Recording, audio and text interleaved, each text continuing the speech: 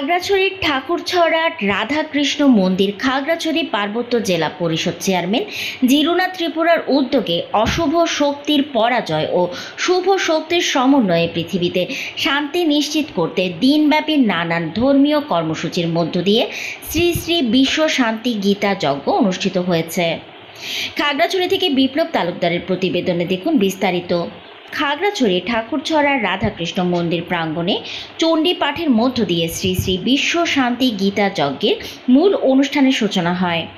অনুষ্ঠানের অন্যান্য পর্বে ছিল গীতা যজ্ঞ, মহাপ্রসাদ বিতরণ ও বিকেলে গীতা যজ্ঞের পূর্ণাহুতি চট্টগ্রাম সীতাকুণ্ড শঙ্কর মঠ ও মিশনের অধ্যক্ষ শ্রীমৎ স্বামী তপনানন্দ গিরি মহারাজ গীতা যজ্ঞে পৌরোহিত্য করেন। এর আগে সকালে মন্দির এসে পরিক্রমা করেন খাগড়াছড়ি পার্বত্য জেলা পরিষদের চেয়ারম্যান জিরুনা ত্রিপুরা। পরে চট্টগ্রাম শঙ্কর মঠের অধ্যক্ষ তপনানন্দ গিরি মহারাজের সাথে শুভেচ্ছা বিনিময় করেন। শুভেচ্ছা বিনিময়ের এক পর্যায়ে জেলা পরিষদ চেয়ারম্যান জিরুনা ত্রিপুরা ও স্বামী সহ গুরু মহারাজকে গীতা ও বস্ত্র দান করে বরণ করে নেন। এ সময় শ্রীমৎ স্বামী মুক্তানন্দ গিরি মহারাজ ও শ্রীমৎ উত্তমানন্দ গিরি মহারাজ সহ আগত মহারাজরা গীতা পাঠ, ধর্মীয় আলোচনা করেন।